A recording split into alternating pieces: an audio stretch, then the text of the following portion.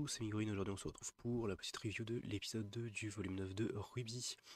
Que dire sur cet épisode du coup. Il s'est passé deux trois trucs sympas. Je dirais que l'épisode 2 était un tout petit peu mieux que l'épisode 1 au final, mais en même temps c'était pas trop dur parce que l'épisode 1 n'était pas spécialement dingue. Voilà, donc c'était cool. J'ai eu l'occasion de revoir l'opening.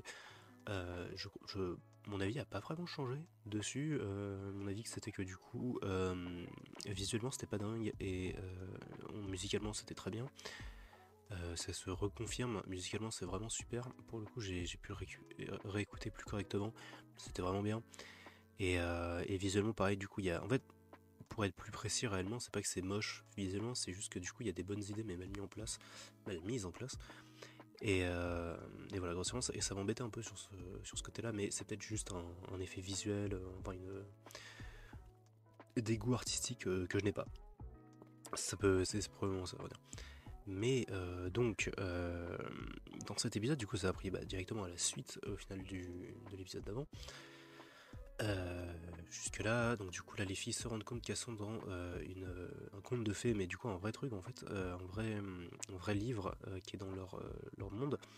Est-ce qu'elles ont dit le nom du livre? Je ne me souviens plus. Mais en tout cas, c'est un. Attends, le nom du monde, c'était le Afterworld, il me semble, un truc dans le genre. Je me corrigerai à l'écran peut-être. Mais en tout cas, voilà, du coup, elles sont dans cette espèce de monde dans lequel, du coup, il y avait un personnage qui s'appelait, du coup. Alors, c'était soit Alex, soit Alix. Je me rends pas compte, du coup, en fait, parce que elles le disent en anglais, c'est un tout petit peu proche. Du coup, je sais pas, mais voilà, potentiellement, voilà, Alix ou Alex. Alors du coup potentiellement je pense que du coup c'est la meuf du coup qu'on voit dans l'opening du coup. Et du coup je pense que est-ce que genre le cas avec Neo c'est peut-être justement que genre quand elle est arrivée dans le monde du coup elle a pris l'apparence de Alix parce que du coup son pouvoir c'est de prendre l'apparence de certaines personnes, enfin, des gens qu'elle croise ou quoi. Et, euh, et en plus oui en fait on n'en parle jamais mais le pouvoir est abusé parce que c'est même pas un truc en mode genre tu sais pour obtenir l'apparence d'une personne elle a besoin de la toucher ou genre un peu comme Twice dans My Hero Academia où genre du coup elle doit connaître les mesures extrêmement précises de la personne pour la reproduire. Voilà, du coup c'est pas du tout comme ça, c'est genre juste bam elle te voit et boum elle se transforme, c'est un peu bullshit. Mais du coup est-ce que son pouvoir va fonctionner comme ça genre un peu instinctivement où elle va se déguiser en Alix pour tromper du coup la Team Ruby? On verra bien, pour l'instant on l'a pas encore vu. Neo, ce qui est un peu bizarre parce que du coup elle est vraiment, comme je l'ai dit, elle est vraiment très importante du coup dans l'opening. Du coup le seul moment où on la voit c'est au tout début de l'épisode 1 quand elle est en train de bourriner Ruby. C'était un peu drôle, bref peu importe. Et du coup elle se rend compte qu'elles sont dans cet univers et donc du coup en fait donc Blake elle est très à fond là-dessus en fait et du coup en fait elles essayent de faire un peu genre la suite des trucs que faisait du coup Alix. Je vais appeler Alix parce que ça me fait plus de sens pour moi. Que faisait Alix du coup dans le livre à la base.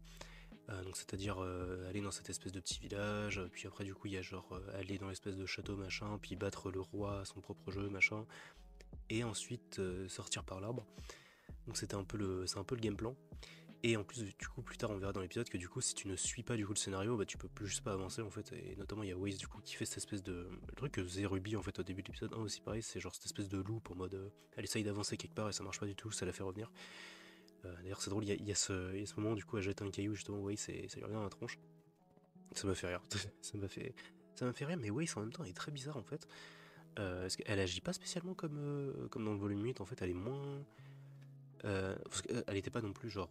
C'était pas la meuf la plus stricte, la plus sérieuse possible dans le volume 8 ou quoi, mais elle était quand même plus droite dans ses baskets. Alors là du coup ça fait peut-être sens parce que du coup en fait elle trouve que c'est ridicule d'être dans un monde comme ça de fantasy et c'est débile et ça a aucun sens. Ce que je peux comprendre et c'est peut-être pour ça que ça lui fait perdre un peu la boule, mais voilà. En parlant de Waze, du coup, on continue là-dessus. Il y avait une séquence qui était intéressante où en fait, euh, donc, est-ce que c'était après avoir récupéré? Je sais plus. Oui, non, en fait, c'est ça. Il y avait du coup Young qui avait parlé du fait qu'elle s'était fait voler enfin, de comment elle s'était fait voler son bras. D'ailleurs, c'est rigolo parce que du coup, dans cette petite séquence flashback, du coup, c'était pareil, du coup, un peu comme dans une séquence de l'opening, du coup, c'était genre vraiment dessiné un peu, genre. Ça fait un peu craie en fait quand c'est dessiné, c'est très joli. Et, euh, et du coup, elle explique comment elle se les fait voler dans cette espèce de comment, de raton laveur. Et du coup, pendant qu'elle est en train d'expliquer ça, du coup, il y a Blake qui se moque un peu d'elle, et puis, mais genre gentiment, et puis du coup, on les voit on les voit, j'ai plus le terme que je voulais utiliser, c'était pas papillonner, mais genre, bref, faire ça se dit pas faire les tourtereaux, non pas du tout, bref, peu importe. Bref, flirter devant tout le monde. Voilà, et grossièrement. Et, euh, et du coup, il y a Waze qui dit, enfin, qui fait mention de ça, du coup, que c'est une bonne chose qu'elle soit ensemble. Grossièrement, je sais plus comment elle le dit précédemment, mais grossièrement, elle fait une mention là-dessus. Truc Ruby n'entend pas et calcule à peine. Et il y a un truc que j'ai remarqué, c'était précisément dans cet épisode, c'est qu'en fait tout le monde du coup, juste genre, Weiss, Young et Blake et juste les autres personnages qui ne sont pas Ruby, très souvent du coup ils sont soit en surjeu, soit en sous-jeu, et c'est trop bizarre. Et du coup la seule du coup sur qui ça s'applique pas, c'est du coup Ruby, parce que du coup Ruby elle est en sous-jeu tout le temps, mais genre ça rentre dans son personnage parce que du coup elle a genre précisément zéro énergie quoi, vraiment c'est genre pas rien du tout pendant tout le long du truc, c'est terrible. Donc du coup il y a Waze qui refait mention du coup de Penny, et genre c'était trop bizarre cette scène parce que du coup elle dit, je sais plus ce qu'elle dit, mais grossièrement elle fait une mention sur Penny et elle dit, oui non ça, elle dit genre ouais par rapport à Penny, je sais que ça a dû être beaucoup à encaisser. Alors déjà, bien vu Sherlock, ça l'a fait comater dans l'épisode de juste avant, juste le fait de mentionner Penny. Euh, Ça, et donc bien joué champion quoi. Non mais surtout genre, comment dire, donc elle dit ça, elle refait ce commentaire sur Penny, et du coup Ruby, elle s'en bat les couilles. Et j'ai trouvé ça trop bizarre, c'est genre juste ouais en fait elle a l'air down tu vois, mais genre elle est down depuis le début de l'épisode donc c'est bizarre, enfin bref.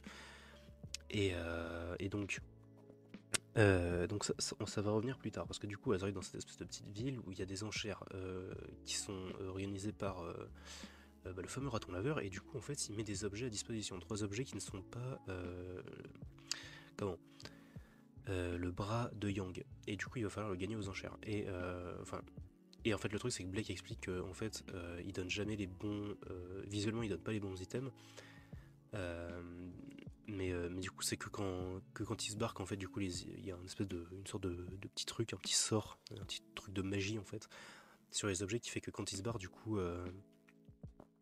il y a les items qui se remettent en place et que du coup redeviennent les bons items. Dans cette situation, du coup, le bras de Yang est un espèce de sceptre jaune. Et du coup, dans les deux autres items, il y avait une espèce de petite jarre de couleur orange, je crois, et l'autre, c'est un espèce de petit bonhomme, un petit pantin, et je viens juste y penser, pardon, du coup, c'est affreux, un espèce de petit pantin, vous savez, comme les petits pantins en bois, mais celui-ci, du coup, il était plus en verre cristal. Et en fait, oui, du coup, c'est un peu affreux parce que du coup, donc le sceptre, du coup, c'était le bras de Young. La petite jarre, c'était une espèce de petite souris à la con qui mangeait un fromage. Et du coup, le petit pantin, c'était une épée de Penny. Euh, et du coup, alors notamment, du coup, il y avait Ruby qui était extrêmement, qui était du coup justement attiré par cet objet en fait, l'espèce de petit pantin, et qui pensait du coup que c'était le bon item à prendre. Et, euh, et du coup, et en fait, à chaque fois, du coup, pour gagner les enchères, il faut un certain truc. Donc, par exemple, le premier item, c'était un câlin. Le deuxième item, c'était, je sais plus quoi d'ailleurs, un espèce de machin signé, grossièrement. Et, euh, et non, ce que c'est d'être aimé, je crois que c'était, je sais pas, c'est trop bizarre. Et du coup, le mec, il lui a sorti un papier avec marqué ce que c'est d'être aimé. Donc, c'était, ok, débile. Mais c'était un peu drôle. Et du coup, le dernier, c'était assez d'espoir pour remplir ce flacon.